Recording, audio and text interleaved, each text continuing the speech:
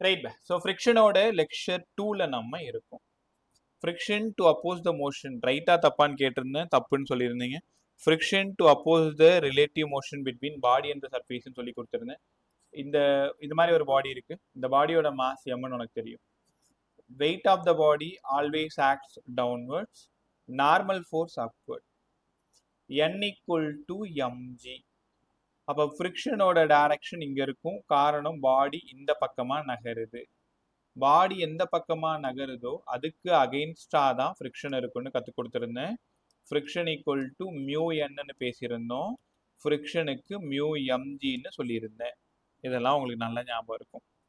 Friction mu MG ரைட்டா. Mu வந்து coefficient of static friction.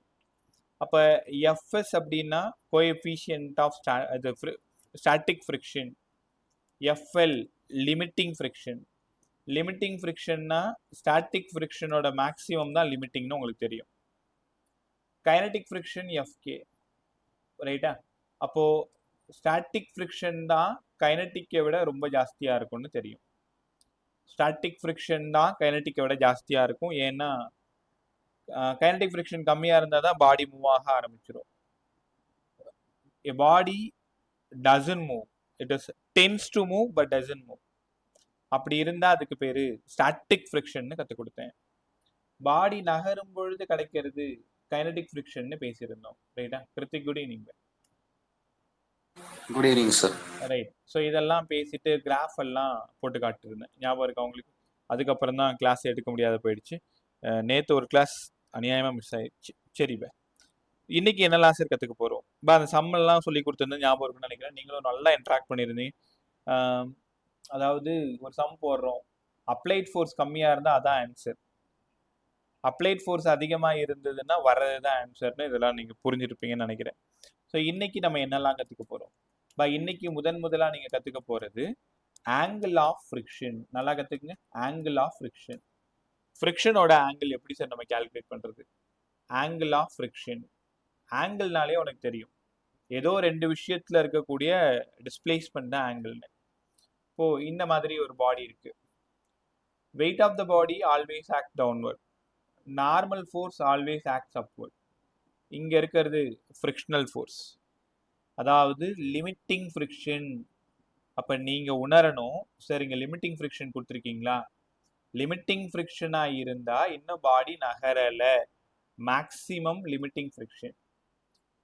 இந்த நார்மல் ஃபோர்ஸுக்கும் லிமிட்டிங் ஃப்ரிக்ஷனல் ஃபோர்ஸுக்குமான இந்த ரிசல்டன்ட் ஃபோர்ஸு தான் ரிசல்டன்ட் ஃப்ரிக்ஷன் எஃப்.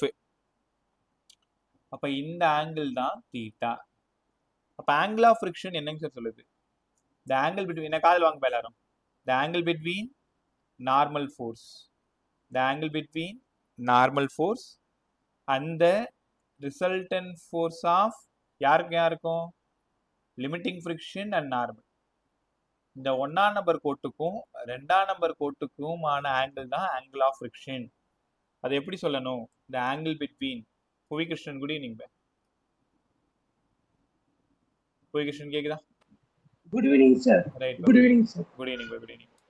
த ஆங்கிள் பிட்வீன் நார்மல் ஃபோர்ஸ், அந்த ஆங்கிள் பிட்வீன் நார்மல் ஃபோர்ஸ் தான் 1ஆம் நம்பர் தான் normal force, and resultant force of normal and FL. Resultant ஃபோர்ஸ்னா யாரு? இந்த 2ஆம் நம்பர் கோடு தான் ரிசல்டன்ட் ஃபோர்ஸ். ரிசல்டன்ட் உங்களுக்கு எங்க இருக்குன்னு தெரியும், இங்கே தான் ரிசல்டன்ட் இருக்கும். அப்போ அந்த ரிசல்டன்ட் ஃபோர்ஸ் ஆஃப் யாருக்கும் நார்மலுக்கும் லிமிட்டிங்க்கும். ஸோ இதுதான் ஆங்கிள் ஆஃப் ஃப்ரிக்ஷன். சரிங்க சார், டெரிவேஷன் போட்டு காமிங்க. இப்போ இங்கேருந்து டேன் தீட்டா நம்ம கண்டுபிடிக்கிறோம். இது எஃப்எல் தானே, அப்போ அப்படியே மேலே ஆப்போசிட் எஃப்எல் தானே, ஏன்னா எல்லாம் பேரலல் ரே. இதுவும் எஃப்எல், அதுவும் அப்போ எஃப்எல் தான். எஃப்எல் அட்ஜசன்ட் என்ன ரைட்டா. So tan theta equal to FL by mu. எஃப்க்கு பதிலாக மியூ என்னன்னு உனக்கு நல்லா தெரியும், அதனால மியூ என் பை என்ன. அப்போ theta equal to tan inverse of mu. இனிமேல் கோஎஃபிஷியன்ட் கொடுத்துட்டாங்க, மியூ வேல்யூ கொடுத்துட்டாங்க. மியூ வேல்யூ கொடுத்துட்டு தீட்டா வேல்யூ கேட்டா என்ன formula? Tan inverse of mu. இன்னொரு விஷயம் நல்லா கற்றுக்கோங்க, பாடி ரெஸ்ட்ல இருக்கும் பொழுது மட்டும்தான் உங்களால ஆங்கிள் ஆஃப் ஃப்ரிக்ஷன் கண்டுபிடிக்க முடியும். பாடி நகர்ந்ததுன்னா அது கைனடிக் ஃப்ரிக்ஷனுக்கு போயிடும். கைனடிக் ஃப்ரிக்ஷன்ல இருக்கும் பொழுது நகரும் பொழுது உங்களால ஆங்கிள் கண்டுபிடிக்க முடியாது. It is FS max. நல்லா புரிஞ்சுக்கோ. எஃப்எஸ் மேக்ஸை தான் நான் எஃப்எல்னு எழுதி வச்சிருக்கேன். மேக்ஸிமம் ஸ்டாட்டிக் ஃப்ரிக்ஷன் அப்படின்னா என்ன அர்த்தம்? Body tends to move. Sir 4 newton வரைக்கும் பாடி நகராது சார். 5 கொடுத்தா நகரும். அந்த 4 நியூட்டன் தான் மேக்ஸிமம் ஸ்டாட்டிக். மேக்ஸிமம் ஸ்டாட்டிக் தான் லிமிட்டிங்கு. கற்றுக்கிட்டீங்களா? ஸோ ஆங்கிள் ஆஃப் ஃப்ரிக்ஷன் கேட்டால் அவங்க பதில் என்ன? Theta equal to tan inverse of mu. Problem தான் சால்வ் பண்ண போகிறோம். இதில் நல்ல விஷயம் என்னென்னா ஸ்டேட் போர்டு உங்களுக்கு 11th போர்டை தூக்கிட்டாங்க. பிரச்சனையே இல்லை. என்சிஆர்டி உனக்கு எந்த பிரச்சனையும் இல்லை. உனக்கு போர்டு எக்ஸாம் கிடையாது. நீங்கள் எல்லாருமே வெறும் காம்படிட்டிவ் பார்ட்டுக்கு மட்டும் கவனம் செலுத்துனீங்கன்னா போதும். உனக்கு ஏதோ ஒரு 5 மார்க்கை படித்து மனப்பாடம் பண்ணி அது எழுதி 5 மார்க் வாங்கணுன்ற அவசியம்லாம் இல்லை. சப்ஜெக்ட் நல்லா கற்றுக்கணும். ப்ராப்ளம் நிறைய சால்வ் பண்ணி பார்க்கணும். ஒரு சம்மை பார்த்தா எப்படி அப்ரோச் பண்ணணும்னு தெரியணும். இவ்வளோ விஷயம். ஸோ இந்த விஷயத்துலேருந்து 11th ஸ்டேட் போர்டுக்கு எக்ஸாம் கிடையாதுன்ற விஷயத்த நீங்கள் கேட்டிருப்பீங்க. ரைட்டா? ஜிஓ இன்னும் வரல, பட் டிக்ளேர் பண்ணிட்டாங்க. அதனால் இங்கே தானேஸ்வர் ஆகட்டும், கிருத்திக் ஆகட்டும், இப்போ வேறு யாராவது ஸ்டேட் போர்டு இருக்கீங்களா? ஓகே. ஸோ எல்லாருமே வந்து காம்படிட்டிவ் சைடை மட்டும் ரொம்ப அதிகமாக கவனம் செலுத்தலாம். அப்போது angle of friction theta equal to tan inverse of mu. Formula மட்டும் படிங்க. ஆங்கிள் ஆஃப் ஃப்ரிக்ஷன் கேட்டாங்கன்னா இதான் ஃபார்முலா. ஸோ மியூவோட வேல்யூ ஏதோ ஒன்று கொடுத்துறாங்க, √3. Find the value of theta. அப்போ theta equal to tan inverse of √3. அப்போ tan inverse of √3 60 degree. Angle of friction 60 degree. உனக்கு தெரியும் இல்லையா? tan 60 √3ன்னு உங்களுக்கு தெரியும். அப்போ தீட்டா ஈக்குவல் டு 60 டிகிரின்னு கற்றுக்கணும். சரி, புரிஞ்சிருச்சு. அடுத்தது நம்ம எங்கே போகிறோம்? Angle of repose. இதே மாதிரி தான் இருக்கும். நல்லா கற்றுக்குங்க. ஆங்கிள் ஆஃப் ரீபோஸ் புரியலன்னா சார்னு கூப்பிட்டு இன்னொரு டைம் சொல்ல சொல்லு. ஆங்கிள் ஆஃப் ரீபோஸ் அப்படின்னா என்னங்க sir? Angle of repose by இது ஒரு இன்க்ளைன்டு பிளேன். இந்த ஆங்கிள் தான் angle of inclination. Angle of inclination. Angle of inclination. ரைட்டா? ஒரே நிமிஷம். ஓகே, வேற கூப்பிட்டீங்களா? சொல்ல நான் கொஞ்சம் லேட்டாக எனக்கு அந்த ஆங்கிள் ஆஃப் ஃப்ரிக்ஷன் ஒரே காட்டி முடிச்சு. அதில் ஒன்றுமே இல்லை பாரு. tan theta equal to tan inverse of mu. இப்போதைக்கு ஞாபகம் வச்சுக்கோ. லாஸ்ட் ஒரு 5 minutes வெயிட் பண்ணி உனக்கு சொல்லி கொடுத்து அனுப்புகிறேன். Okay sir. Right bye. So angle of ரீபோஸ்னா என்னங்க சார்? பை இங்கே ஒரு பாடி இருக்குது, இங்கே ஒரு பாடி இருக்குது. ஆக்சுவலாக இது ரஃப் சர்ஃபேஸ். இந்த பாடி நகரவே இல்லை. இன்னும் 1 டிகிரி இன்க்ரீஸ் ஆனாதான் இந்த பாடி நகரும். உங்களுக்கு நான் சொல்றது புரியுதா? இப்போ இந்த பாடி நகருமான்னு கேட்டால் நகராது. இன்னும் கொஞ்சம் மேலே வச்சா நகருமான்னு கேட்டால் அப்பவும் நகரல. இன்னும் கொஞ்சம் ஆங்கிள் இன்க்ரீஸ் பண்ணா சார் பாடி நகரும். எந்த ஆங்கிள் பாடி நகர ஸ்டார்ட் ஆகுதோ காதல வாங்கு. The angle at which the body doesn't tend to move. எந்த ஆங்கிள் வரைக்கும் அந்த பாடி நகராம இருக்கோ அந்த ஆங்கிள் தான் angle of repose. The angle, நல்லா கத்துக்குங்க, பொறுமையா கத்துக்குங்க. The angle at which the body doesn't tend to move. அதாவது எந்த ஆங்கிள் வரைக்கும் நகரலையோ. இப்ப 37 டிகிரி வரைக்கும் பாடி நகரல, 38 டிகிரி கொடுத்தா பாடி நகருது. அப்ப யார் ஆங்கிள் ஆஃப் ரீபோஸ்? 37 டிகிரி தான் ஆங்கிள் ஆஃப் ரீபோஸ். சார் புரிஞ்சிருச்சு. ஒரு ஆங்கிள் ஆஃப் இன்க்ளினேஷன்ல எவ்வளோ ஆங்கிள் வரைக்கும் அந்த பாடி நகராம இருக்கும், இன்னும் 1 டிகிரி எக்ஸ்ட்ரா கொடுத்தா கூட அந்த பாடி நகர ஆரம்பிச்சிடும். இப்ப எந்த ஆங்கிள் வரைக்கும் பாடி நகராம இருக்கோ ஆங்கிள் ஆஃப் ரீபோஸ். டெரிவேஷன் போட்டுருவோமா? weight of the body always acts downward mg. Normal force இங்க இருக்கு, இந்த ஆங்கிள் தீட்டா, அப்ப இவன் mg cos தீட்டா. உங்களுக்கு ரிசால்வ் பண்றது நல்லா தெரியும். இந்த இடம் mg sin தீட்டா. பாடியோட டைரக்ஷன் எங்க? மேல இருந்து இந்த பக்கம் வரணும். அப்ப ஃப்ரிக்ஷன் லிமிட்டிங் எங்க ஆக்ட் ஆகுது? Opposite side. உனக்கு நல்லா தெரியும் பாடி எந்த பக்கம் நகர முயற்சி பண்ணுதோ அதுக்கு அகைன்ஸ்டா தான் ஃப்ரிக்ஷன் ஆக்ட் ஆகும். பை இந்த டயக்ராம்ல இருந்து ரிசால்வ் பண்ணுங்க பை. எப்படி ரிசால்வ் பண்ணலாம்? n மேல இருக்கு சார், ஆமா. mg cos θ கீழே இருக்கு சார், ஆமா. அப்ப n equal to mg cos θ, equation 1. fl க்கு பதிலா mg sin θ. fl ரைட்ல இருக்கு, mg sin θ லெஃப்ட்ல இருக்கு. So n equal to mg cos θ, fl equal to mg sin θ. From diagramல இருந்து there is no acceleration, 0. ஏன்? இன்னும் பாடி நகரல. அதனால n equal to mg cos θ, fl equal to mg sin θ உங்களுக்கு நல்லா புரியும். ஸோ ரெண்டுத்தையும் டிவைட் பண்ணி பாருங்க. fl-யும் n-ஐயும் டிவைட் பண்ணு.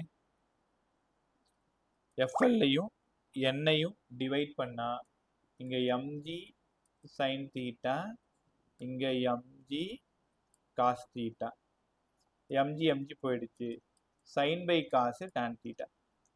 இந்த fl பண்ணுக்கு போய் என்ன சரி எழுதுறது? fl-க்கு தான் உனக்கு நல்லா தெரியும் mu n. அப்ப mu n by n equal to tan θ. n போயிடுச்சு. மறுபடியும் mu equal to tan θ. சரி, என்ன சொல்றீங்க? ஆங்கிள் ஆஃப் ரீபோஸுக்கும் இதே ஃபார்முலா தானா? ஆங்கிள் ஆஃப் ஃப்ரிக்ஷனுக்கும் இதே ஃபார்முலா தானா? ஆமா. Angle of friction is numerically equal to angle of repose, tan inverse of mu. Problem சால்விங்னு வரும்பொழுது உங்களுக்கு இது மட்டும் தெரிஞ்சா போதும், tan inverse of mu. Angle of friction கேட்டாலும் சரி, ஆங்கிள் ஆஃப் ரீபோஸ் கேட்டாலும் சரி, ஆக்சுவலா ரெண்டு பேருமே நகரல, பாடி நகரல. ஹரிசாண்டலா ஒரு பாடியை பிளேஸ் பண்றோம், ஒரு வித்தியாசத்தை புரியும். ஃபார்முலா உங்களுக்கு தெரிஞ்சிருச்சு இல்லையா? ஆங்கிள் ஆஃப் ரீபோஸ் என்னடா ஃபார்முலா? சரி, tan inverse of mu sir. Angle of friction என்னடா formula? tan inverse of mu sir. இதெல்லாம் ஓகே. பட் என்ன ஆங்கிள் ஆஃப் ஃப்ரிக்ஷன்னா என்ன, ஆங்கிள் ஆஃப் ரீபோஸ்னா என்னன்னு கேட்டா, இங்க பாருங்க, நார்மல் ஃபோர்ஸுக்கும் இந்த இடம் லிமிட்டிங் ஃப்ரிக்ஷன், இந்த இடம் resultant force of normal and limiting. அப்ப இந்த எஃப்க்கும் இந்த எண்ணுக்குமான ஆங்கிள் தான் ஆங்கிள் ஆஃப் ஃப்ரிக்ஷன். எந்த ஆங்கிள் பாடி ஸ்லைட் ஆகுதோ அதுக்கு முன்னாடி இருக்கிற ஆங்கிள் வரைக்கும் ஆங்கிள் ஆஃப் ரீபோஸ். 37 டிகிரி வரைக்கும் பாடி ஸ்லைட் ஆகல, 38 கொடுத்தா ஸ்லைட் ஆகுது. அப்ப 37 டிகிரி தான் ஆங்கிள் ஆஃப் ரீபோஸ். அப்ப ஆங்கிள் ஆஃப் ரீபோஸ்க்கும் ஆங்கிள் ஆஃப் ஃப்ரிக்ஷனுக்கும் ஒரே ஃபார்முலா தான். இதுல ப்ராப்ளம்னு கேட்டாங்கன்னா மியூ கொடுத்துட்டு தீட்டா கேட்பான், தீட்டா கொடுத்துட்டு மியூ கேட்பான். ஒரு பெரிய விஷயம்லாம் இல்லை, பட் டெஃபினேஷன் நல்லா புரிஞ்சுக்கோங்க. ஆங்கிள் ஆஃப் ஃப்ரிக்ஷன்ன்றது ஹரிசாண்டலா இருக்கும் பொழுது, ஆங்கிள் ஆஃப் ரீபோஸ்ன்றது இன்க்ளைண்டா இருக்க போகுதுன்னு கத்துக்கணும். கத்துக்கிட்டீங்களா? Abhi, good evening. Good evening sir. Okay, சரி, இப்போ ரெண்டு நல்லா கற்றுக்கிட்டீங்களா? Angle of friction and angle of repose. இதுக்கப்புறம் கிளாஸ் அவ்வளோ ஜாலியாக இருக்கும். இந்த ஃப்ரிக்ஷன் மட்டும் கொஞ்சம் நல்லா கற்றுக்கணும். சரி, இன்னொரு விஷயம் எங்களுக்கு சொல்லிக் கொடுங்க. ஒரு இன்க்ளைன்டு பிளேனில் நான் மேலே ஒரு பாடி இந்த மாதிரி வச்சிடுறேன், இல்லை இந்த மாதிரி ஒரு பாடி வச்சிடுறேன். அந்த பாடி மேல இருந்து ஸ்லைட் ஆகிட்டே வருது. ஆமா, எவ்வளோ ஆக்சலரேஷன்ல ஸ்லைட் ஆகும் சொல்லுங்களேன்? எவ்வளோ ஆக்சலரேட் ஆகி மேல இருந்து கீழே விழும்? அப்ப acceleration of body down a rough surface. இந்த கான்செப்டோட பேர் என்னன்னா ஆக்சலரேஷன் ஆஃப் பாடி. ஒரு பாடி மேல இருந்து ஆக்சலரேட் ஆகுது எங்க? டவுன்ல. எந்த சர்ஃபேஸ்? Rough surface. ஏன்னா ஸ்மூத்தா இருந்தா போன டாபிக், ரஃபா இருந்தா இந்த டாபிக், ரைட்டா? அப்ப நம்ம படிக்க போறது ரஃப் டாபிக் பத்தி தான் பேச போறோம். அடுத்த கொஸ்டின் என்னங்க சார்? ஒரு பாடிய கீழே இருந்து மேல ஃபோர்ஸ் கொடுத்து தள்ளி விடுறீங்க, அப்ப மேல போகும்போது ஆக்சலரேஷன் என்ன ஆகும்? இதே question upwards. Upwards rough surface, மேல இருந்து கீழே வந்தா டவுன்வர்டு ரஃப் சர்ஃபேஸ். இது ரெண்டுத்துக்கும் நம்ம என்ன பண்ண போறோம்னா ஆக்சலரேஷனை தேடி போயிட்டு இருக்கோம். இந்த கொஸ்டின் நான் எப்படி அப்ரோச் பண்றேன்னு பாரு, எப்படி டீடைல்டு டெரிவேஷன் போறேன்றதை கத்துக்கோ. முதல்ல ஒரு பாடி மேல இருந்து கீழே வருது, டயக்ராம் தான் ரொம்ப ரொம்ப இம்பார்ட்டன்ட். அவங்க சொன்னதுக்கு அப்படியே நம்ம என்ன பண்ணோம், டயக்ராமா போட்டு பார்த்துக்கணும். ஜாலியாக கத்துக்கலாமா? ஒரே நிமிஷம். Okay, so weight of the body always acts downward mg. Normal ஃபோர்ஸோட டைரக்ஷன் இந்த டைரக்ஷன் என்ன, இந்த ஆங்கிள் தீட்டா, இந்த இடம் mg cos தீட்டா, இந்த இடம் mg sin தீட்டா. இதெல்லாம் சின்ன பிள்ளைக்கு தெரியுற மாதிரி உனக்கும் தெரியும், ஏன்னா ரொம்ப நாளா இதை பார்த்துட்டு இருக்கீங்க. பாடி டைரக்ஷன் ஆஃப் ஆக்சலரேஷன் மேல இருந்து கீழே ஸ்லைட் ஆகும் பொழுது, மேல இருந்து கீழே வரும் பொழுது எவ்வளவு ஆக்சலரேட் ஆகும் அப்படின்னா, ஃப்ரிக்ஷனோட டைரக்ஷன் இதோ இருக்கு பாருங்க, அகைன்ஸ்டா இருக்கும். இப்ப அது கேன்னு ஆயிடும். ஏன் சார் கே போட்டீங்க? முன்னாடிலாம் பாடி நகரல, அதனால எல் போட்டேன், எஸ் போட்டேன், லிமிட்டிங் ஸ்டாட்டிக். இப்ப பாடி நகருது, கே. கத்துக்கிட்டீங்களா? ஸோ வழக்கம் போல ரிசால்வ் பண்ணுங்க. n இருக்க வேண்டிய இடத்துல mg cos தீட்டா இருக்கு. fk ஃப்ரிக்ஷன்னாலே காலங்காலமா நீங்க மியூ n படிச்சுருப்பா. கொஞ்சம் கவனமா கவனிங்க, ரெண்டு கான்செப்ட் தான். எஃப்க்கு பதிலா மியூ n, ஆமாங்க சார். fkக்கு பதிலா மியூ kn, ஆமாங்க சார். அப்ப fk equal to mu k, n-க்கு பதிலா mg cos theta. Right, fk கண்டுபிடிச்சிங்களா? சந்தோஷம். அதுக்கப்புறமா fbd எழுதுங்க. கவனமா டயக்ராம பார்க்கணும். fk ரைட்ல இருக்கு, பிளஸ் mg sin தீட்டா லெஃப்ட்ல இருக்கு, மைனஸ். அப்ப fbd படி இந்த பாடி மேல ரெண்டு ஃபோர்ஸ் தான் ஆக்ட் ஆகுது. நான் சொல்றது மேலையும் கீழையும் கிடையாது, ரைட்லயும் லெஃப்ட்லயும் சொல்றேன். புரிஞ்சுக்கிட்டீங்களா? ரைட்லயும் லெஃப்ட்லயும் ரெண்டு ஃபோர்ஸ் தான் ஆக்ட் ஆகுது. fk minus mg sin theta equal to product of mass into acceleration. Sir acceleration left sir, ஆமாம்ப, மைனஸ் ஏ சார், அவ்வளவுதான். fk equal to minus mg sin theta equal to minus ma. mg sin theta minus fk equal to plus ma. என்ன பண்ணிருக்கேன்னு உங்களால உணர முடியும். Right சைட்ல minus இருக்கு sir, அதனால மைனஸால எல்லாத்தையும் மல்டிப்ளை பண்ணிட்டீங்க. இப்பதான் படிச்சோம் fkக்கு பதிலா, fkக்கு பதிலா என்ன படிச்சோம்? இப்ப ஜஸ்ட் நோ படிச்சோம். டோருக்கு பாருங்க, mu k mg cos theta. ஆமாம்பா, mu k mg cos theta. அப்ப இந்த இடம் mg sin theta minus mu k mg cos theta equal to ma. கத்துக்கிட்டீங்களா? அதுக்கப்புறமா எல்லாத்துலயும் இருக்கிற m காலி பண்ணிருங்களேன். ஆமா சார், காலி பண்ணிட்டோம். ஃபைனலா acceleration of down a rough surface, acceleration of body down a rough surface என்ன சொல்லுதுன்னா, இங்க ஒரு g sin தீட்டா மட்டும்தான் இருக்கு, இங்க ஒரு மைனஸ் இருக்கு, மியூ கே காஸ் தீட்டா. இந்த ஃபார்முலால தான் நீங்க ப்ராப்ளம் சால்வ் பண்ணணும். பட் டெரிவேஷன்ன்றது என்ன நடக்குதுன்னு உங்களுக்கு சொல்லி தரத்துக்காக, கற்றுக் கொடுக்கறதுக்காக. ஏன்னா டைரக்டா நான் அந்த ஃபார்முலா எழுதுனா உனக்கு எப்படி வந்தது, எங்க இருந்து வந்ததுன்னு எதுவும் தெரியாது. பட் ப்ராப்ளம் சால்விங்னு வரும்பொழுது இவன் தான் ஹீரோ. என்ன நடக்குதுன்றதை தெரிஞ்சுக்கிறதுக்கு தான் இங்க வேணும். ஸோ n-க்கு பதிலா mg cos தீட்டா, fk-க்கு பதிலா mu k mg cos theta. Free body diagram fk ரைட்ல இருக்கு, mg sin தீட்டா லெஃப்ட்ல இருக்கு, ஆக்சலரேஷன் லெஃப்ட்ல இருக்கு. ஸோ எல்லாத்தையும் சால்வ் பண்ணி எடுத்துட்டு வந்தா ஏக்கு பதிலா g sin theta minus mu K cos theta. இந்த ஒரு ஃபார்முலாவில இருந்து உங்களுக்கு நிறைய விஷயம் பேச போறோம். கேர்ஃபுல்லா கவனி. இதே சார் யாராவது சொல்ல ட்ரை பண்ணுங்க. இது ரஃப் சர்ஃபேஸா இல்லாம ஸ்மூத்தா இருந்தா, ரஃபா இல்லாம ஸ்மூத்தா இருந்தா இந்த ஃபார்முலா எப்படி சேஞ்ச் ஆகும்னு நினைக்கிறீங்க? யாராவது சொல்லுங்க, வாய் திறந்து பேசு.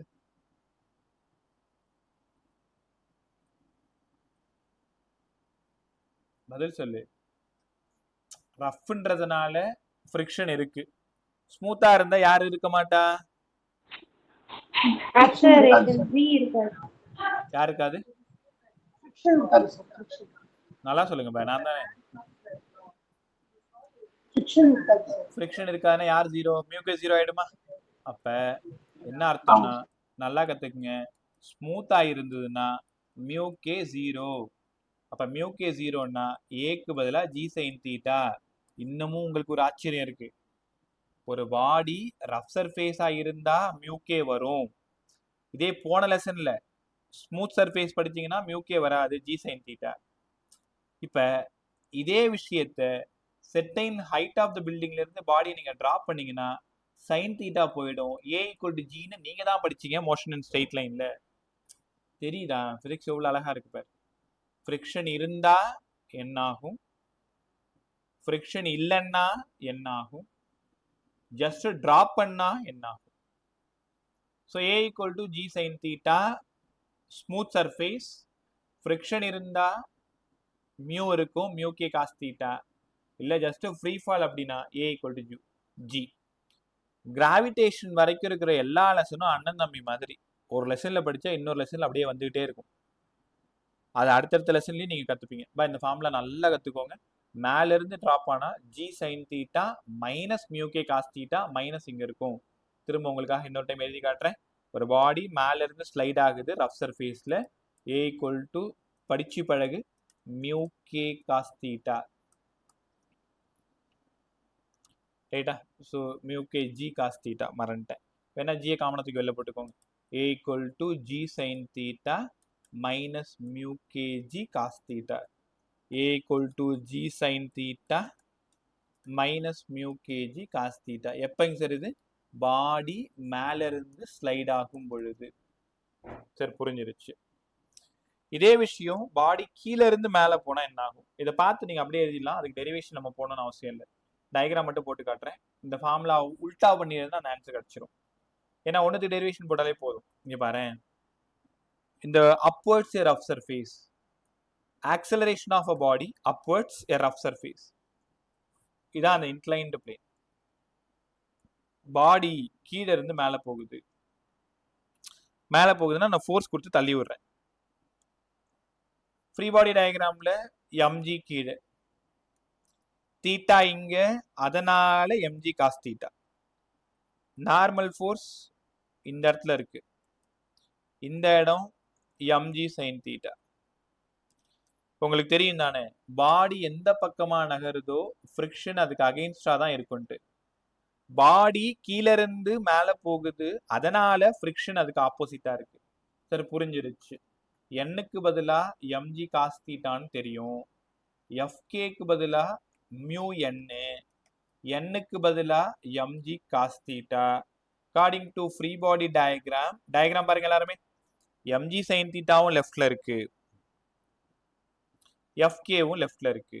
அப்ப minus mg sine theta minus fk equal to m a ரைட்ல இருக்கு, அதனால பிளஸ்.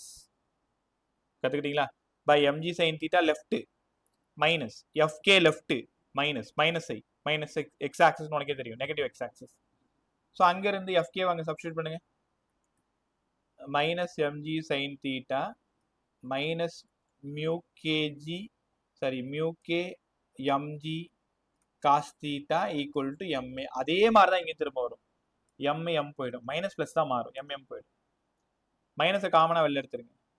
அப்போ minus of G sine theta minus mu KG cos theta. Minus வெளில எடுத்து அது பிளஸ் ஆகிடும். சாரி பே. ஸோ ஃபைனலாக நாங்கள் யாரை சார் தேடி வந்திருக்கோம்? ஏவை தேடி வந்திருக்கீங்க. அப்போ acceleration of the body upward, ஒன்றும் இல்லை, ஃப்ரண்ட்ல ஒரு மைனஸ் காமனாக எடுத்துருங்க. G sine theta plus mu KG cos theta. இது எப்பன்னா பாடி கீழே இருந்து மேலே போகும் பொழுது. அதே மேல இருந்து கீழே வரும் பொழுது g sine theta minus mu KG cos theta. தங்கங்களா, உங்களோட திறமை தான் இது. இந்த பிளஸ் மைனஸ்ல குழப்பிக்காத. பாரு, இந்த ரெண்டு ஃபார்ம்லாம் ஒன்னா பேரலா பார்த்துக்கோங்க. இந்த இடம் பாடி அப்வர்ட்ல போறது, இந்த இடம் டவுன்வர்ட்ல வர்றது. அப்வர்ட்னா ஃப்ரண்ட்ல மைனஸ், நடுவில் பிளஸ். டவுன்வர்ட்னா நடுவில் மட்டும் மைனஸ். ஃபார்முலா எல்லாம் ஒன்று தான். இதே கொஷின் இப்போ திரும்ப நான் அப்வர்டுக்கு எழுதி காட்டுறேன் பாருங்க. ஒரு பாடி கீழே இருந்து மேலே போகுது. யாராவது திரும்ப ஃபார்முலா சொல்லுங்கன்னு கேட்டால் நீங்கள் என்ன சொல்லுவீங்க? சார் மைனஸ் வெளில இருக்கு, இங்க இருந்து ஜி சைன் தீட்டா, யோசிச்சுக்கோ அப்படியே, plus mu KG cos theta. இதான் சார் ஃபார்முலா. ஓகே, ஒருவேளை இது ஸ்மூத் சர்ஃபேஸா இருந்தா என்ன நடக்கும் எங்களுக்கு தெரியாதா? ஃப்ரிக்ஷனே இருக்காது. அப்ப a equal to minus G sine theta. ஆமா சார். ஏன் மைனஸ் வந்தது? அகெயின்ஸ்டா போறோம், அதனால மைனஸ்.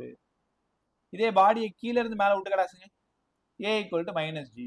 ஆமா சார், கீழே இருந்து மேல அகெயின்ஸ்டா தூக்கி போடுறோம், ஸோ மைனஸ் ஜி. கரெக்டா? ஸோ அப்போ மேல இருந்து கீழே வந்தா பிளஸ் ஜி சைன் தீட்டா, கீழே இருந்து மேல போனா மைனஸ் ஜி சைன் தீட்டா. இந்த ரெண்டு டாபிக்கும் தவிர்க்க முடியாத டாபிக் தான் இந்த இடத்துல. Acceleration of the body upward and downward ரொம்ப கவனமா கத்துக்கிறது ரொம்ப ரொம்ப நல்லது. ரைட்டா? Arjun, good evening bye. Good evening sir. Right bye. எல்லாருக்குமே கிளியரா? யாருக்காவது திரும்ப சொல்லணுமா? சொல்லுங்க பார்க்கும். விஜய் கிளியரா? பாது வர்ஷிகா எஸ் சார். எல்லாருமே என்ன பாரு, எல்லாரும் காது விட்டுக்கல. இப்போ இது வரைக்கும் 4 டாபிக் பேசியிருக்கேன். ஆங்கிள் ஆஃப் ஃப்ரிக்ஷன் பேசியிருக்கேன், ஆங்கிள் ஆஃப் ரீபோஸ் பேசியிருக்கேன், பாடி மேல இருந்து டவுன்ல ஆக்சலரேட் ஆன ஆக்சலரேஷன், அப்வர்ட் பண்ண ஆக்சலரேஷன், 4 கான்செப்ட் கற்றுக் கொடுத்துருக்கேன். புவிகிருஷ்ணன், உனக்கு ஃபர்ஸ்ட் கான்செப்ட் தவிர மீதி 3 புரிஞ்சுதான்னு சொல்லு. மற்றவங்க எல்லாருமே 4 கான்செப்ட் புரிஞ்சுதான்னு சொல்லு. புரியலன்னா எந்த இடம் புரியலன்னு சொல்லுங்க, நான் திருப்பி கற்றுக் கொடுத்துட்டு நான் அடுத்த டாபிக் போறேன். ரைட்டா? ஸோ விஜய், வர்ஷிகா ஓகே சொல்லிட்டீங்க. சாய், பிரதீப். பிரதீப் உனக்கு பே. Thaneshwar, Krithik. Yes sir. Hena, Hari. Yes sir. Clear sir. Dharani. Clear sir. Pavan, Arjun இப்பதான் வந்துட்டியா? அபி. அபி ஆங்கிள் ஆஃப் ரீபோஸ்க்கு அப்புறம் வந்தீங்களா? ஆமா சார். ரைட், லாஸ்ட்டாக அந்த டாபிக் கற்றுக்கிட்டு போங்க. ரைட், ஸோ எல்லாருக்குமே கிளியர் சொல்லியிருக்கீங்க. நைட் உட்காந்து இது ஒரு டைம் ரிவைஸ் பண்ணி பார்த்துரு. ரைட்டா? ஸோ அப்போ தான் டெஸ்ட் எழுதுறதுக்கு ஈஸியாக இருக்கும். ஆக்சுவலாக ஆப் வந்து 4 நாளைக்கு முன்னாடியே ரெடி ஆகிடுச்சு. உங்களுக்கு ஒரு டைம் இன்ஸ்ட்ரக்ஷன் கொடுத்துட்டு அதுக்கப்புறம் டெஸ்ட்டுக்குள்ளே, இப்போ உங்கள் 12th அண்ணாக்கெல்லாம் எழுதிட்டு தான் இருக்காங்க. பட் நல்ல ரெஸ்பான்ஸு, எல்லாருமே எழுதுறாங்க. அரௌண்ட் 80 மார்க்ஸ்க்கு எழுதுவாங்க டெய்லி. அதாவது 30 மினிட்ஸ் எழுதுவாங்க, 20 கொஷின்ஸ் எழுதுவாங்க. 20 கொஷின் 30 மினிட் அதிகம் தான். 20 கொஷினுக்கு 20 மினிட்ஸ் தான் கொடுக்கணும். பட் இப்போ தான் ஸ்டார்ட் பண்ணியிருக்காங்களன்றதுக்காக நான் 10 நிமிஷம் எக்ஸ்ட்ரா கொடுத்துருக்கேன். போக போக குறைச்சிடலாம், 25 ஆக்கி 20 ஆக்கிடலாம். ரைட்டா? ஸோ நீங்களும் அந்த மாதிரி ப்ராக்டிஸ் பண்ணிகிட்டே வாங்க. ரொம்ப முக்கியமான விஷயம், 11th இருக்கிறதுனால வெறும் இந்த காம்படிட்டிவ் பார்ட்டுக்கு மட்டும் அதிகமாக கவனம் செலுத்தணும். ரொம்ப முக்கியமான விஷயம், ப்ராப்ளம் சால்வ் பண்ணி பார்த்துக்கிட்டே இருக்கணும். எப்படி சொல்கிறது, ஹேபிச்சுவல், ஒரு உங்களோட பழக்க வழக்கம் அத்தனையும் நீ சும்மா இருக்கும்போதெல்லாம் ப்ராப்ளம் சால்வ் பண்ணணும். ஒரு மாதிரி அடிக்ட் மாதிரி ஆகிருக்கணும். அப்போ தான் சும்மா இருக்கும்போதெல்லாம் என்னடா ஃபிசிக்ஸ் சால்வ் பண்ணிகிட்டே இருக்கான் அப்படின்ற மாதிரி மற்றவங்களுக்கு வெறுப்பு வர அளவுக்கு நம்ம சால்வ் பண்ணிகிட்டே இருக்கணும். அப்போ தான் நம்ம ஜெயிக்க முடியும். ஏதாவது ஒன்று கிரிக்கிட்டே இருக்கணும். ஒரு ஃபார்முலா யோசிச்சு பார்த்து எழுதிட்டு இருக்கணும். நீயா யோசிச்சு பார்க்கணும், இந்த ஃபார்முலா எப்படி மாற்றினா எப்படி வரும், இந்த டேட்டாவுக்கு பதிலாக இந்த டேட்டா கொடுத்தா எப்படி வரும். ஸோ உன்னோட சிந்தனை தான் உன்னோட ப்ராப்ளம் சால்விங் ஸ்கில்லை இம்ப்ரூவ் பண்ணும். டே 1லேருந்து நான் தான் கத்திட்டு இருக்கேன். நீ கேட்டு கேட்டு உன் காதில் ரத்தமே வந்தாலும் எனக்கு பிரச்சனை இல்லை. எண்ட் ஆஃப் த டே வரைக்கும் இந்த குரல் மாறாது, சொல்லக்கூடிய வார்த்தைகள் மாறாது, நீ ஜெயிக்கிற வரைக்கும். தெரியுதா? ரைட். சார் 4 டாப்பிக்கும் பிரமாதமாக பேசிட்டோம். இனிமேல் என்ன பேச போகிறோம்? இனிமேல் செம்ம ஜாலியாக இருக்கு பாருங்க. ஒரு 2 மாச சிஸ்டம், இன்க்ளைன்டு பாடி, அதுக்கப்புறம் 2 blocks, block with block sum. யார்கிட்ட கேட்டால் கரெக்டாக இருக்கும்? பவன், பவன் கேக்குதா? பிளாக் வித் பிளாக் சம் சிலபஸ்ல இருக்கா? பிளாக் வித் பிளாக் சம்டா, ஒரு பிளாக் மேல இன்னொரு பிளாக் வைக்கிறது. இருக்கு சார். பாத்தியா? சார் படிச்சிருக்கேன் சார் முன்னாடி. அதான் இல்லை, போன வருஷம் நானும் தான் சொல்லி கொடுத்தேன். நான் போன வருஷத்துலேருந்து பிளாக் வித் பிளாக் சம் இருக்கிற மாதிரி தெரிலன்றாங்க. பட் ஜேஇக்கு கண்டிப்பாக உண்டு. அதை நம்ம கற்றுக்கலாம், ரொம்ப ஈஸியாக தான் இருக்கும். பிளாக் வித் பிளாக் சம் இந்த டாப்பிக்கை பொறுத்த வரைக்கும் அந்த சம் தான் லேசாக டஃபாக இருக்கிற மாதிரி தெரியும். இன்றைக்கி அதையும் சூப்பராக முடிச்சு விட்ருவோம். ரைட்டா? அடுத்தது 2 masses connected in a string, rough surface. Bye எல்லாருக்குமே இந்த கான்செப்ட் நல்லா தெரியும். இந்த டயக்ராம் பார்த்து புரியல பை போய் சொல்றா. இந்த மார்க், இந்த டெஸ்ட் பத்தி சொல்லி, அந்த டெஸ்ட் பத்தி சொன்னீங்களா? அதுல 1 மார்க் மாதிரி வருமா எப்படி சார்? நீட் கொஸ்டின்ஸ் அப்படியே இருக்கும்டா. நீட்ல எப்படி கேட்பாங்களோ அது மாதிரி இருக்கும், ஜேஇல எப்படி கேட்பாங்களோ அது மாதிரி இருக்கும். ஒரு கரெக்டான கொஸ்டினுக்கு 4 மார்க்கு, தப்பு பண்ணிட்டீங்கன்னா 1 மார்க் மைனஸ். ஆக்சுவலா நீ உன் பேரண்ட், நம்ம பேரண்ட்னு போட்டு லாகின் பண்ணிருக்கு, அதனால தான் உனக்கு டெஸ்ட் காமிக்கல. அதை டெலிட் பண்ணிட்டு ஸ்டூடெண்ட்னு உள்ள வந்தாதான் உன்னால டெஸ்ட் அட்டன் பண்ண முடியும். நான் பார்த்தேன், நீ கேட்டிருந்த இல்லையா சரியா வரலன்ட்டு, அப்புறம் சொல்ல மறந்துட்டேன். சரி கிளாஸ் சொல்லிக்கலாம்னு விட்டேன். செஷன் முடிஞ்சது. என்னோட இப்ப நான் இங்க இருக்கிற புரியல. நான் இங்க இருக்கிற ஐடி, நான் இப்ப இங்க லாகின் பண்ண ஐடி வச்சுதான் சார்.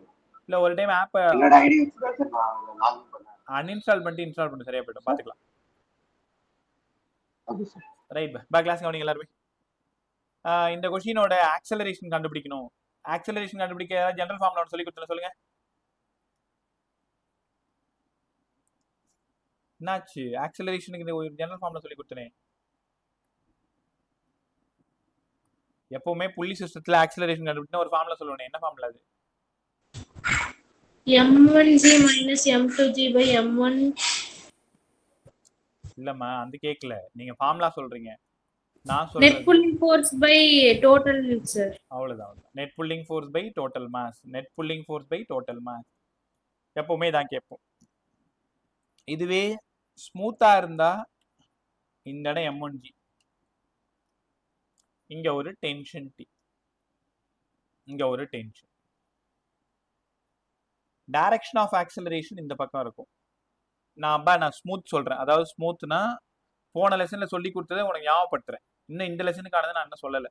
ஆக்சுவலாக இந்த சர்ஃபேஸை வந்து நான் ஸ்மூத்துன்னு வச்சு உங்களுக்கு சொல்லி கொடுத்துட்ருக்கேன். Net pulling force by total mass. இங்கே புல் பண்ணுறது யாரு? m1g மட்டும்தான் புல் பண்ணுது.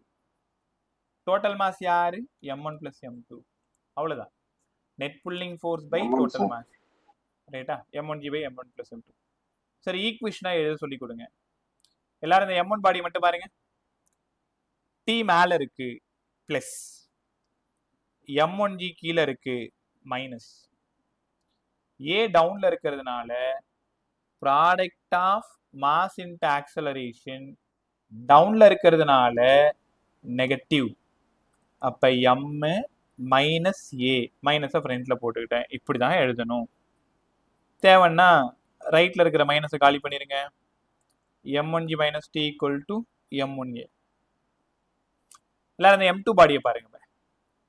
T ரைட்ல இருக்கு, ஏவோட டைரக்ஷனும் ரைட்ல இருக்கு. m2 பாடியில ஒரே ஒரு ஃபோர்ஸ் தான் ஆக்ட் ஆகுது. அதனால Tக்கு பதிலா m2A. இதை ரெண்டுத்தையும் சால்வ் பண்ணீங்கன்னா தான் இந்த எக்ஸ்பிரஷன் உங்களுக்கு கிடைக்கும்னு சொல்லி கொடுத்துருந்தேன். நிறைய சம்மும் போட்டு காமிச்சிருந்தேன். அப்ப ஜென்ரலாவே புள்ளி சிஸ்டமா இருந்தா acceleration equal to net pulling force by total mass. சரி, கத்துக்கிட்டோம்.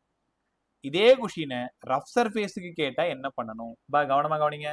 இன்னைக்கு இதை தான் புதுசா கத்துக்கிறீங்க. ரஃப் சர்ஃபேஸா இருந்தா இது ஒரு புள்ளி, இந்த இடம் இப்போதைக்கு ரஃப் சர்ஃபேஸ். காதல வாங்க, ரஃப் சர்ஃபேஸ்.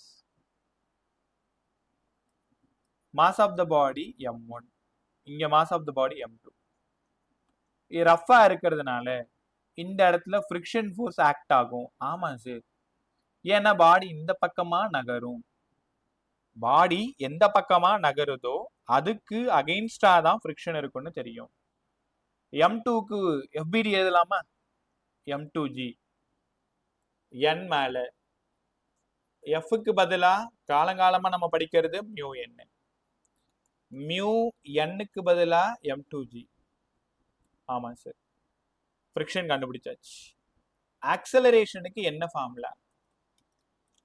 ஜென்ரலா நம்ம படிக்கிறது net pulling force by total mass. Net pulling force by total mass. m1 by m1 plus m2, sir. m1 by m1 plus m2. ஃப்ரிக்ஷனை விட்டுட்டியம்மா?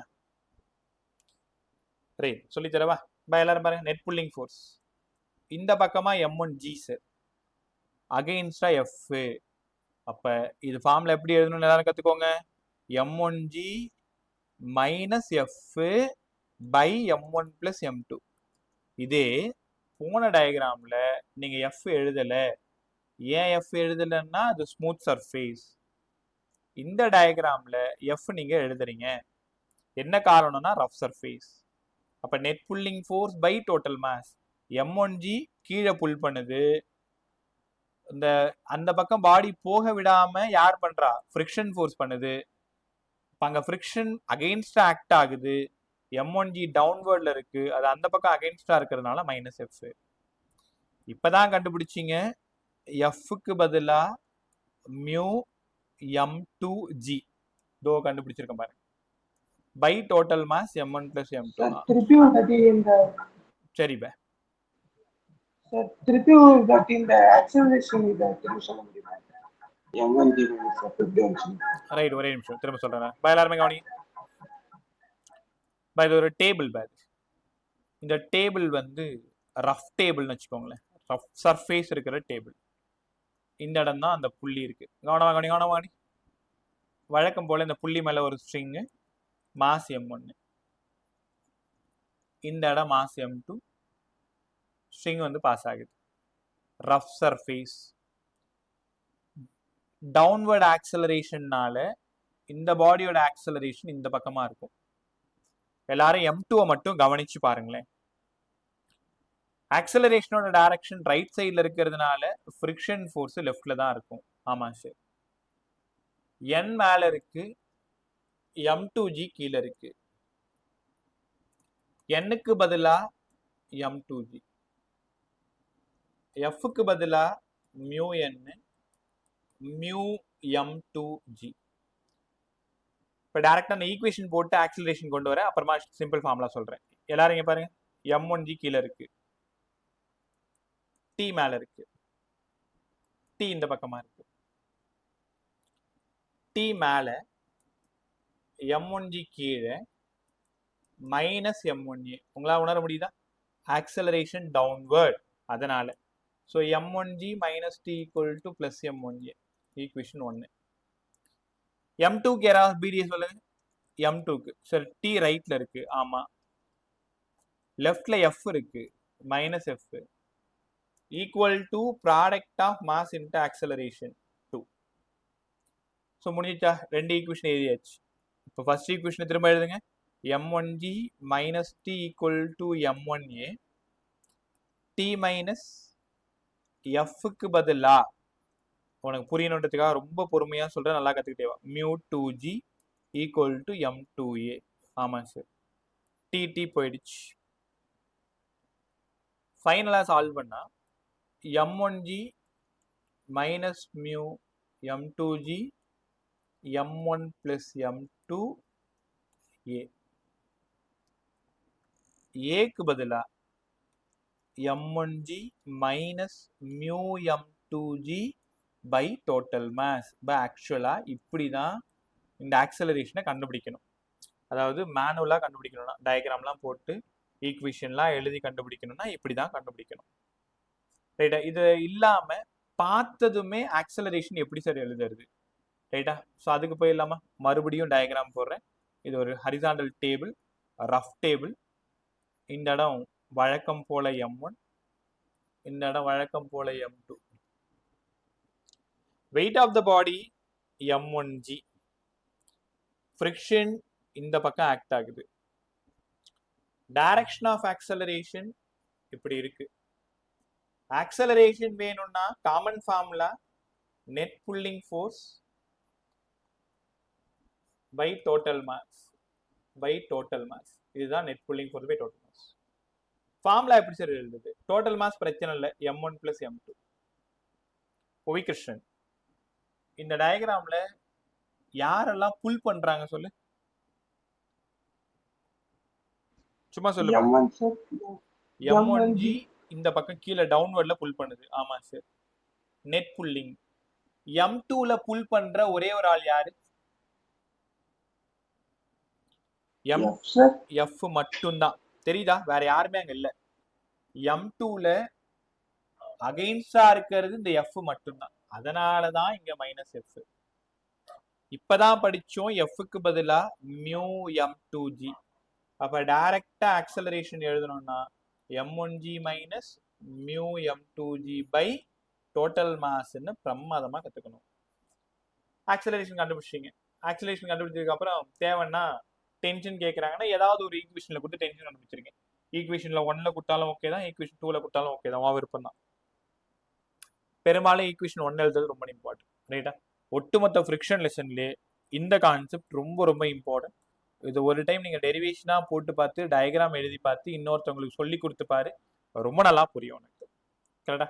ஸோ M1க்கு ஈஸியாக FBD எழுதிருவீங்க, எனக்கு தெரியும். M2க்குலாம் ரொம்ப கவனமாக இருக்கணும். இதுக்கு முன்னாடி நீங்கள் ஸ்மூத் படிச்சிங்க, அதனால அங்கே F இருக்காது.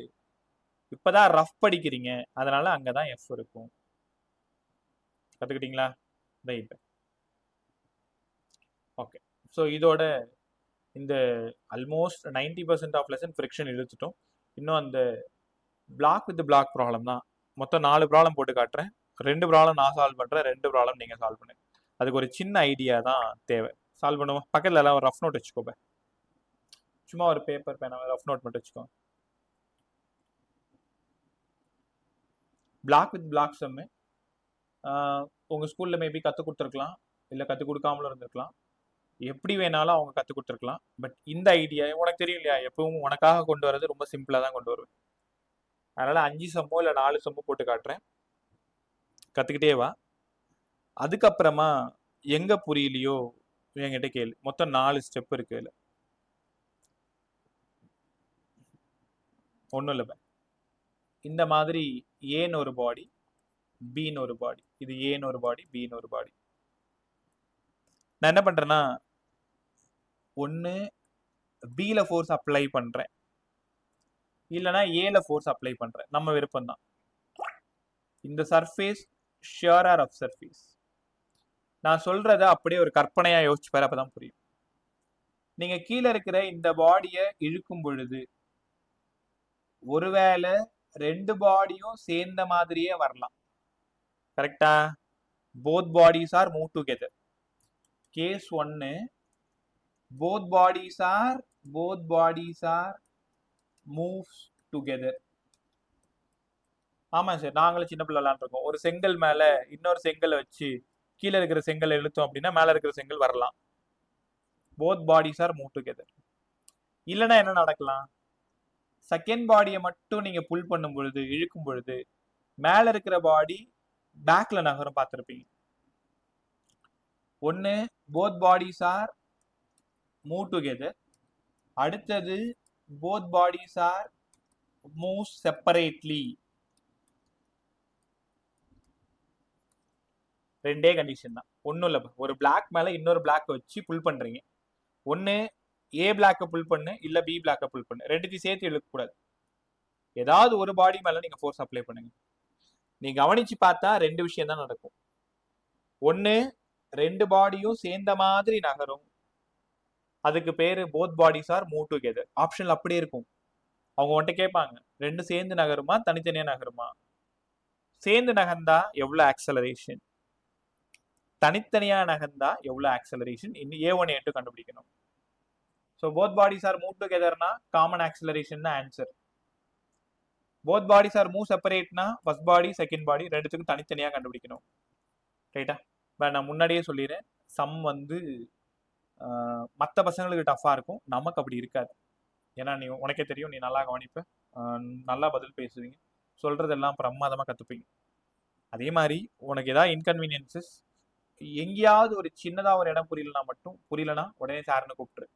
பட் இந்த 4 ப்ராப்ளத்துக்கு அப்புறமா இது எந்த மாடல் சம் கொடுத்தாலும் உங்களால் அழகாக சால்வ் பண்ண தெரியணும். தெரியலனா நம்ம இந்த ஃபிசிக்ஸ் படிக்கிறதுக்கு இன்னும் கொஞ்சம் கூட உழைக்கணும். அந்த மாதிரி ஞாபகம் வச்சுக்கோங்க, அவ்வளோ இம்பார்ட்டன்ட். ஸோ அதனால் வரப்போகிற 20 நிமிஷம் உனக்கான நேரம். ரொம்ப ஃப்ரெஷ்ஷாக இரு, தண்ணி குடிச்சிக்கோ, சொல்கிற விஷயத்தெல்லாம் அழகாக காதில் வாங்கிக்கோ. அப்படின்னா சார் மூட்டையாக தூக்க போகிறோம், அதை விட ஈஸி தான். பட் ஒரே டைமில் கற்றுக்கணுன்றது தான் ஆசை. நானும் வருஷம் 3 டைம் 4 டைம் 5 டைம் சொல்லி கொடுத்து அழுத்து போயிட்டேன். ஸோ உனக்காவது ஒரு டைமில் இது கண்டிப்பாக போய் சேரணுன்றதுக்காக தான் இந்த முயற்சி. அதுக்காக புரியாமலேயே எனக்கு வரல, எங்களுக்கு புரிஞ்சிருச்சுன்னு பொய் சொல்லக்கூடாது, அதுவும் தப்பு. பார்த்துருவோமா? சம் நம்பர் 1, ஃபர்ஸ்ட் பாடியோட மாஸ் 5 kg, செகண்ட் பாடியோட மாஸ் 10 kg. இந்த பிளேஸ் வந்து ஸ்மூத்தாகவும் இருக்கலாம், ரஃப்பாகவும் இருக்கலாம். இப்போதைக்கு அவங்க கொடுத்துருக்கிறது ஸ்மூத்துன்னு கொடுத்துருக்காங்க. அதாவது செகண்ட் பாடிக்கும் கிரவுண்டுக்கும் ஸ்மூத்தாகவும் இருக்கலாம், ரஃப்பாகவும் இருக்கலாம். நான் சொல்கிறத பாயிண்ட் எல்லாம் அப்படி காதில் வாங்கிட்டே வா.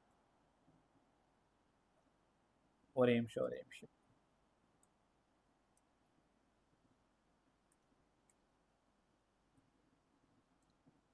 ஃபர்ஸ்ட் பாடிக்கும் செகண்ட் பாடிக்கும் கண்டிப்பா அது ரஃப் சர்ஃபேஸா தான் இருக்கணும். ரஃபா இருந்தாதான் இந்த கான்செப்டை நீங்க படிக்க முடியும். ஃபர்ஸ்ட்டுக்கும் செகண்டுக்கும் ஸ்மூத்தா இருந்தா இந்த டாபிக்ல நீங்க வரணும்னு அவசியமே இல்லை. ஸ்மூத்தா இருந்தா தனித்தனியா தான் நகரும். எப்படி ஒன்னா சேர்ந்து நகரும்? கரெக்டா? அதனால பிளாக் 1 and 2 ரஃப் சர்ஃபேஸ் அதோட கோஎஃபிஷியன்ட்டோட வேல்யூ 0.4. அவங்க என்ன பண்ணியிருக்காங்கன்னா ஃபர்ஸ்ட் பாடி மேல 50 நியூட்டன் ஃபோர்ஸை கொடுத்துருக்காங்க. என்னோட கேள்வி, இந்த 50 நியூட்டன் கொடுத்து நான் 5 kg புல் பண்ணும் பொழுது 10 kgயும் கூட வருமா, இல்ல 10 kg தனியா நகரும் 5 kg தனியா நகருமா? இதுதான் கேள்வி. both bodies are moved together. both bodies are moved together. அப்ப ஏசி என்னவா இருக்கும்? இல்ல both bodies are move separately அப்படின்னு வந்தா A1 A2 என்னவா இருக்கும்? அதை கண்டுபிடிக்க தான் போயிட்டு இருக்கோம். எல்லாரும் மனசுல வச்சுக்கோங்க. ஃபர்ஸ்ட் ஸ்டெப் காமன் ஆக்சலரேஷன் கண்டுபிடிக்கிறது. ரெண்டு பாடியும் சேர்ந்து நகர்ந்தாலும் சேர்ந்து நகரலனாலும் உன்னோட முதல் வேலை ஃபர்ஸ்ட் ஸ்டெப் கண்டுபிடிக்கிறது. நீ உனக்குள்ள சொல்லி பார்த்துக்கோ. பிளாக் வித் பிளாக் வந்தாலே ஏசி கண்டுபிடிக்கணும், காமன் ஆக்சலரேஷன் கண்டுபிடிக்கணும். Total force by total mass. Total force 50, total mass 15. அடிச்சா 315 சார் 45, 315 சார் 315 சார். கண்டுபிடிச்சாச்சு. Common acceleration 3.33 metre per second square. Second point என்ன சார் பண்ணணும்? சம் ஒரு 5 மார்க் சம் மாதிரி பெருசா வரும், ஒவ்வொரு பாயிண்டா புரிஞ்சுட்டே வாங்க.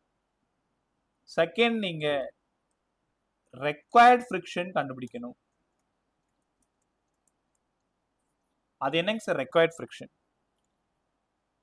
ரெண்டு பாடிக்கு நடுவுல எவ்வளோ ஃப்ரிக்ஷன் இருந்தா இந்த ரெண்டு பாடியும் ஒன்னா சேர்ந்து நகரும்? அதை விட கம்மியா இருந்தா என்ன ஆகும்? அதை விட அதிகமா இருந்தா என்ன ஆகும்? இப்ப நான் கண்டுபிடிக்க போறது, ரெண்டு பாடியும் சேர்ந்து நகரணும்னா எவ்வளோ ரெக்வயர்ட் ஃப்ரிக்ஷன் வேணும்? ரெக்வயர்ட் ஃப்ரிக்ஷன் கண்டுபிடிக்கிறதுக்கு ஒரு சின்ன ஐடியா. இங்க பாருங்க, எஃப்னு போட்டுக்கோங்க. எந்த பாடிக்கு ஃபோர்ஸ் அப்ளை பண்ணிருக்காங்கன்னு பாருங்க. ஏ பாடிக்கு அப்ளை பண்ணிருக்காங்க. எந்த பாடிக்கு அப்ளை பண்ணலன்னு பாருங்க. பி பாடிக்கு அப்ளை பண்ணல. அப்ப நீங்க பி பாடியோட மாஸை தான் எடுத்துக்கணும். காதுல வாங்கினியா?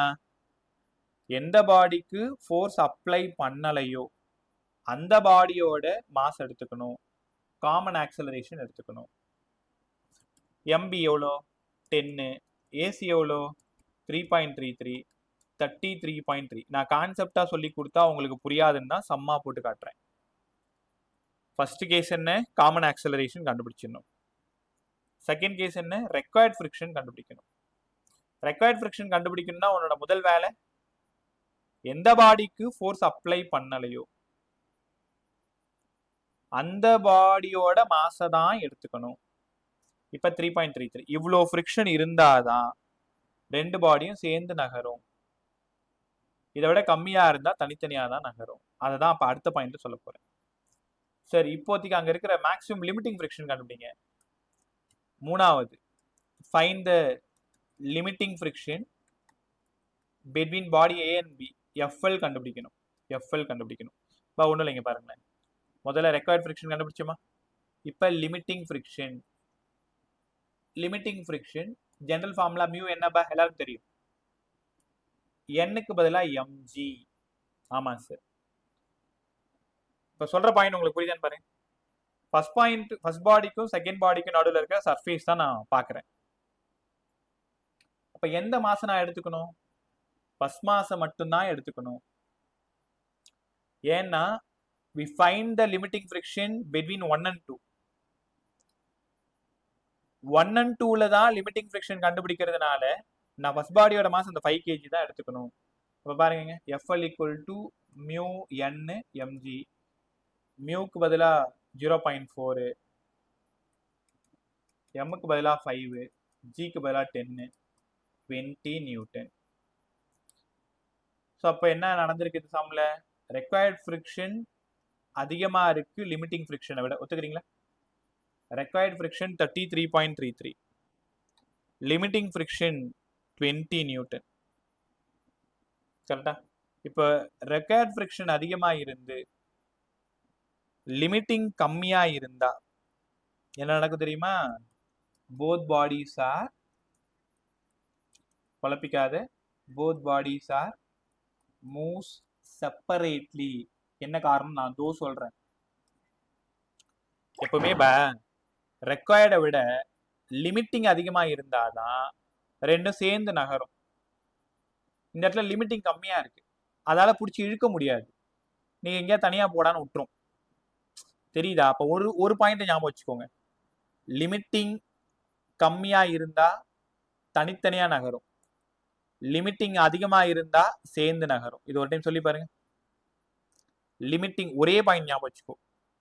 லிமிட்டிங் ஃப்ரிக்ஷன் கம்மியா இருந்தா தனித்தனியா நகரும், லிமிட்டிங் ஃப்ரிக்ஷன் அதிகமா இருந்தா சேர்ந்து நகரும். கத்துக்கிட்டீங்களா? ஸோ இப்போ இந்த இடத்துல தனித்தனியா நகரும்னு கண்டுபிடிச்சாச்சு. அப்ப தனித்தனியா நகரம்னா என்ன பண்ணணும்? A1 A2 கண்டுபிடிக்கணுமா? இப்போ தனித்தனியா நகரும், மூவ் செப்பரேட்லி. அப்போ ஃபர்ஸ்ட் பாடியோட ஆக்சலரேஷன் தெரியணும், செகண்ட் பாடியோட ஆக்சலரேஷன் தெரியணும். இதுக்கு தனித்தனியா டயக்ராம் போடுங்க. இந்த இடம் 5 kg இல்லையா? ஃபர்ஸ்ட் பாடி 5 kg, 50 நியூட்டன் கொடுக்குறேன். இப்போ இந்த இடத்துல லிமிட்டிங் ஃப்ரிக்ஷனோட வேல்யூ 20 நியூட்டன் தானே? ஏன்னா உனக்கு நல்லா தெரியும், பாடி ரைட்ல போகும்பொழுது ஃப்ரிக்ஷன் இதான் ரஃப் சர்ஃபேஸ்னு சொல்லி கொடுத்தேன், 20 நியூட்டன். இப்போ இதோட ஆக்சலரேஷன் வேணும்னா 50 ரைட்ல இருக்கு, 20 லெஃப்ட்ல இருக்கு. Net force by mass, mass 5 kg. அப்ப 30/5 6 மீட்டர் per second square. ஆமா சார், ஃபர்ஸ்ட் பாடி மேல இருக்கிற அந்த 5 kg மட்டும் 6 மீட்டர் per second squareல நகரும். செகண்ட் பாடி பாருங்க 10 kg. இந்த இடம் ஃபுல்லாவே 20 நியூட்டனா தான் இருக்கும். ஃபர்ஸ்ட் பாடிக்கும் செகண்ட் பாடிக்கும் அந்த சர்ஃபேஸ் இருக்குல்ல, அந்த சர்ஃபேஸ் ஃபுல்லாவே லிமிட்டிங் ஃப்ரிக்ஷனா தான் இருக்கும், 20 நியூட்டனா தான் இருக்கும். அப்ப செகண்ட் பாடியோட ஆக்சலரேஷன் வேணும்னா total force by total mass 2 metre per second square. அப்ப ஃபர்ஸ்ட் பாடியோட ஆக்சலரேஷன் தெரிஞ்சிருச்சு, செகண்ட் பாடியோட ஆக்சலரேஷன் தெரிஞ்சிருச்சு. சரி, எனக்கு ஒரு 10% கூட இன்னும் சரியா புரியல. இன்னும் ஒரு டைம் சொல்லுங்களேன், எப்படியாவது நான் பிடிச்சிக்கிறேன். அப்படியே கொஞ்சம் பொறுமையா பார்த்துட்டே வாங்க. அடுத்த சம்ல இன்னும் ஈஸி ஆயிடும். 5 சம் போட்டு காட்டுறேன், பொறுமையா பார்த்துட்டே வாங்க. Block with block sum. ஒரு பிளாக் மேல இன்னொரு பிளாக் கொடுப்பாங்க, ஏதாவது ஒரு பிளாக் மேல தான் ஃபோர்ஸ் அப்ளை பண்ணுவாங்க. அது ஏலையும் அப்ளை பண்ணலாம், பிலையும் அப்ளை பண்ணலாம். பெட்வீன் ஏ அண்ட் பி கண்டிப்பா ரஃபா தான் இருக்கும். பிக்கும் சர்ஃபேஸுக்கும் ஸ்மூத்தாவும் இருக்கலாம், ரஃபாவும் இருக்கலாம், எப்படி வேணாலும் இருக்கலாம், பிரச்சனை இல்லை. எப்பவுமே இதுல கேட்க போற கேள்வி, போத் பாடிஸ் ஆர் மூவ் டுகெதரா இருந்தா காமன் ஆக்சலரேஷன், மூவ் செப்பரேட்லியா இருந்தா A1 A2. ரெண்டே கொஸ்டின் தான். சேர்ந்து நகர்றீங்களா, ரெண்டு பேரும் சேர்ந்து எவ்வளவு ஆக்சலரேஷன்ல போறீங்க. தனித்தனியா நகர்றீங்களா, A1 A2 எவ்வளவா இருக்கும். எல்லாரும் சொல்லுங்க, ஃபர்ஸ்ட் ஸ்டெப் என்னவா இருக்கும் சொல்லுங்க. ஃபர்ஸ்ட் ஸ்டெப் என்னவா இருக்கும்? ஹரி, ஃபர்ஸ்ட் ஸ்டெப் என்ன?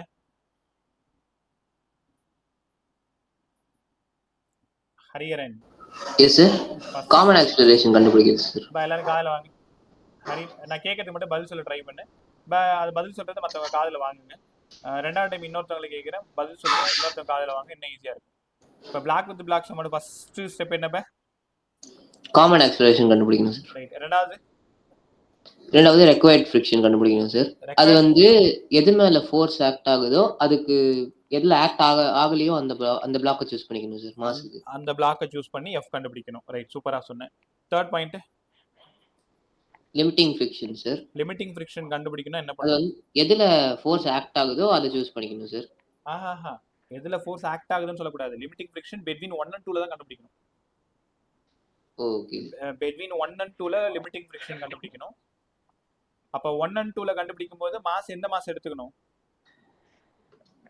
எதனால வந்து ஃப்ரிக்ஷன் காரணமா இருக்கும் அந்த ஃபர்ஸ்ட் பாடியோட மாஸ், மேல இருக்கிற மாஸ் மட்டும் எடுத்துக்கணும், 5 kg. அடுத்த கண்டிஷன் சொல்லு. லிமிட்டிங் சின்னதா இருந்தா சேர்ந்து நகருமா தனித்தனியா நகருமா? சார் லிமிட்டிங் கம்மியா இருந்தா கேக்குறீங்களா சார்? ஆமா, லிமிட்டிங் கம்மியா இருந்தா. காதுல வாங்க எல்லாரும்.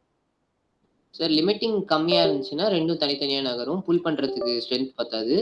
அதுவே லிமிட்டிங் அதிகமா இருந்துச்சுன்னா ரெண்டும் ஒரே டைரக்ஷன்ல சேர்ந்து மூவ் ஆகும், ஏன்னா அது புல் பண்ற ஃபோர்ஸ் அதிகமா இருக்கும். இங்க பாருங்க, லிமிட்டிங் கம்மியா இருந்ததுன்னா both bodies are move separately.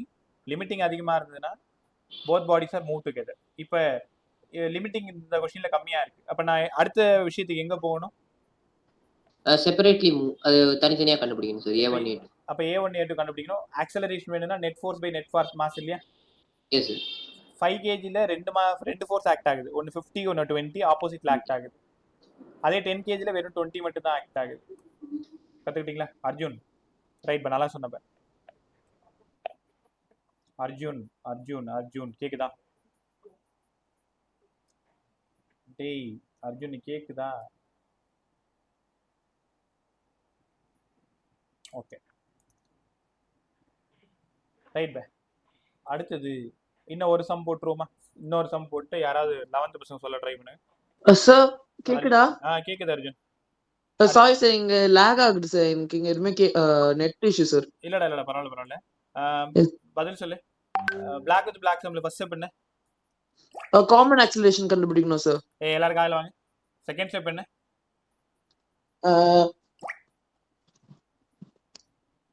Second step சும்மா கொஞ்சம் மறந்துடுச்சு சார். மறந்துடுச்சா? சூப்பர். சாரி. ரைட் பரவாயில்ல. இப்ப வேற யாராவது சொல்லுங்க. செகண்ட் ஸ்டெப் என்ன? Required friction. Required friction sir. Arjun required friction கண்டுபிடிக்கணும். ரெக்வயர்ட் ஃபிரிக்ஷன் கண்டுபிடிக்கணும். எந்த மாஸ் எடுத்துக்கணும்? ஆக்ட் ஆகாத பாடியோட எடுத்துக்கணும் சார். எந்த பாடியோட மாஸ் ஆக்ட் ஆகலையோ, எந்த பாடி மேல ஃபோர்ஸ் ஆக்ட் ஆகலையோ அந்த மாஸ் காமன் ஆக்சலரேஷன். மூணாவது பாயிண்ட் என்ன? Limiting friction sir. Limiting friction formula சொல்லுங்க. UMG. μmg. ரைட். கண்டிஷன் சொல்லுங்க. Required friction greater than limiting, required friction less than limiting. Greater than வந்து செப்பரேட் சார், லெஸ் தென் வந்து together sir.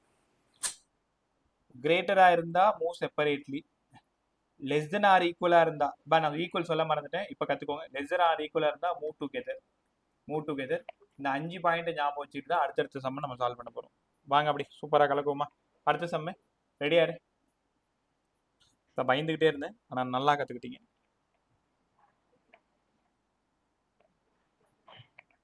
Okay, sum number 2.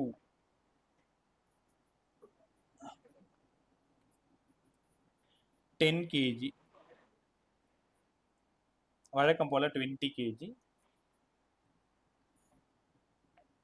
90 Newton force வந்து second பாடியில act ஆகுது. காதுல வாங்க எல்லாரும். 90 நியூட்டன். இது ஸ்மூத்தா இருக்கலாம், ரஃபா இருக்கலாம், அந்த பிரச்சனையே நமக்கு தேவையில்லை. பட் 1 and 2 மியோட வேல்யூ 0.4.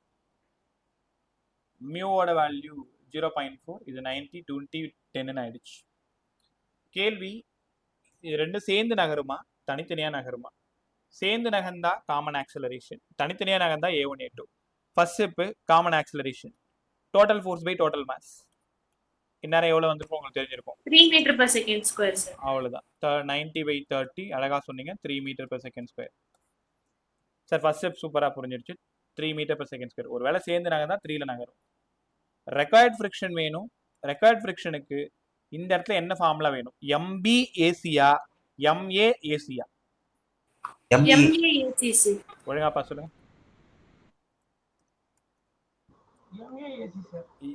MAAC. அதான் MAAC sir.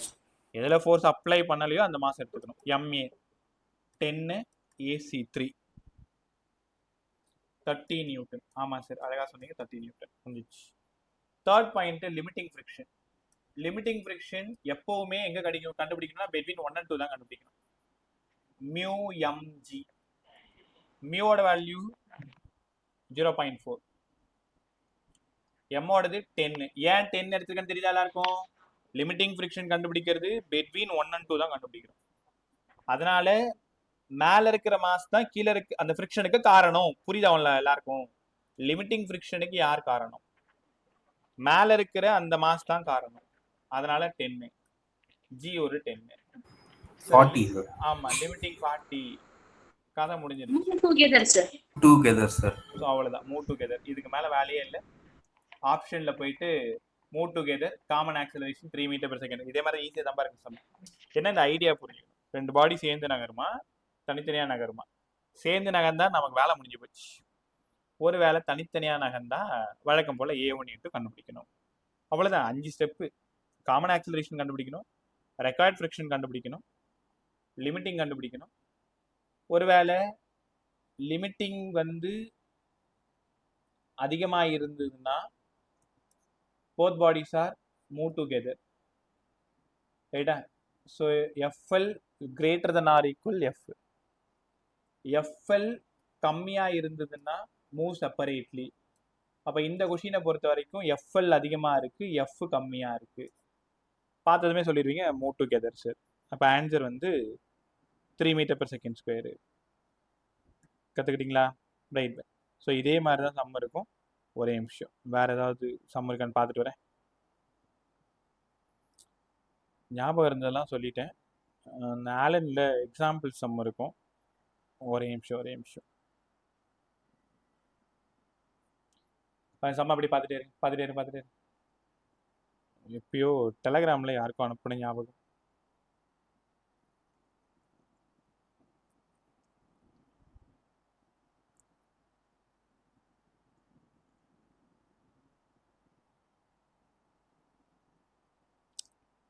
Loss of motion and friction group பாரு. குரூப்பில் லாஸ் ஆஃப் மோஷனோட ஃபுல் நோட்ஸ் போட்டிருப்பேன். இதில் அந்த ஃப்ரிக்ஷனில் கடைசியாக ஒரு 7 சம் கொடுத்துருப்பாங்க. நல்லாயிருக்கும். அதில் ஒரு 4 சம் போட்டால் சூப்பராக இருக்கும். நான் சொல்கிற பேஜ் சரி நீ பார்க்க கூட தேவை, நான் பார்த்துக்கிறேன். பிளாக் வித் பிளாக் சம் இந்த சம் போட்டாச்சு.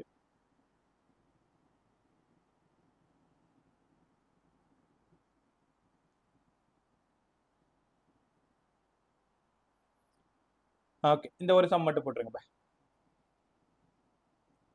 சம கவனமாக கவனி. ஃபர்ஸ்ட் பாடியோட மாஸ் ஏ 10 kg, செகண்ட் பாடியோட மாஸ் 15 kg. கீழே இருக்கிற இந்த சர்ஃபேஸ் வந்து தெளிவாக சொல்லிட்டாங்க, அவங்களே ஸ்மூத்துன்னு சொல்லிட்டாங்க. மியூவோட வேல்யூ 0.25ன்னு சொல்லிட்டாங்க. கரெக்டாக ஏ பாடியில் எஃப்ன்ற ஒரு ஃபோர்ஸ் அப்ளை பண்ணுறாங்க. இப்போ கேள்வி என்ன தெரியுமா? Find the maximum value of force with the blocks move together. காதில் வாங்கு. ஃபோர்ஸ் எவ்வளவா இருந்தா both bodies are move together. நான் சொல்றது உங்களுக்கு புரியுதா? மேக்ஸிமம் ஃபோர்ஸ் எவ்வளவா இருந்தா ரெண்டும் சேர்ந்து நகரும், இல்லைன்னா தனித்தனியா நகரும். ஃபர்ஸ்ட் ஸ்டெப் 1 சொல்லுங்க. Common acceleration. Common acceleration total force by total mass. F தான் கண்டுபிடிக்க போறோம், அதனால எஃப் அப்படியே வச்சுக்கோங்க. 1525 கத்துக்கிட்டீங்களா? ரெண்டாவது ரெக்கார்ட் ஃப்ரிக்ஷன் சொல்லுங்க.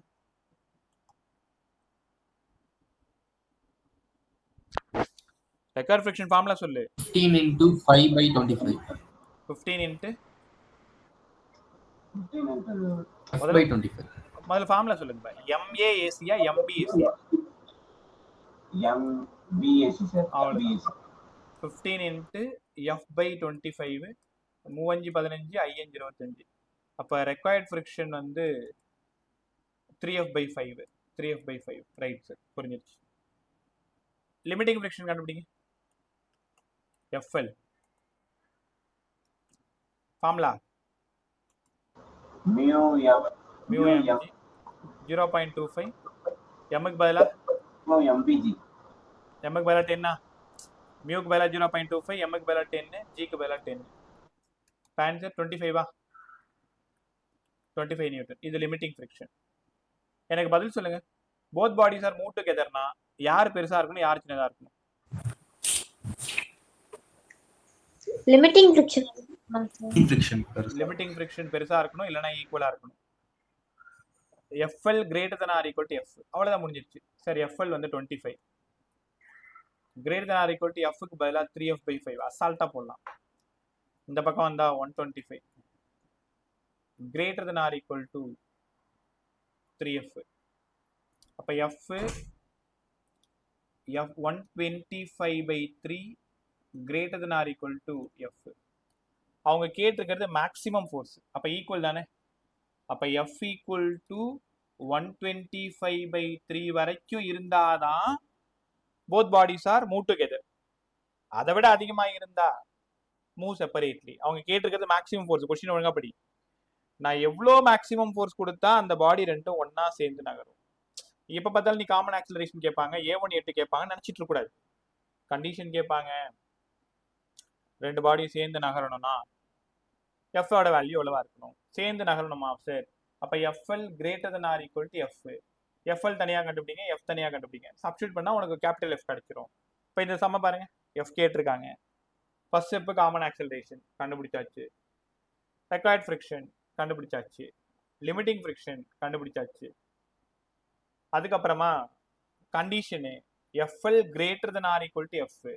மேக்ஸிமம்ன்றதுனால ஈக்குவல். அப்போ 125/3 நியூட்டன் கொடுத்தாதான் both bodies are move together. அதை விட கம்மியா கொடுத்தாலும் both bodies are move together. அதை விட அதிகமாக கொடுத்தா both bodies are move separately. ரைட்டா? இப்போ ஃப்ரிக்ஷன் ரொம்ப நல்லா கற்றுக் கொடுத்துருக்கேன். அதே மாதிரி நீங்கள் ஃப்ரீயாக இருக்கும் பொழுது ஒரே நிமிஷம் சம் இல்லுஸ்ட்ரேஷன் 47 ஒரு சம் இருக்கும், ட்ரை பண்ணி பாரு. இல்லுஸ்ட்ரேஷன் 47, ஆமாம், அதில் பேஜ் நம்பர் 48, அந்த நோட்ஸில் பேஜ் நம்பர் 48. ரைட்டா? ஒரே நிமிஷம்.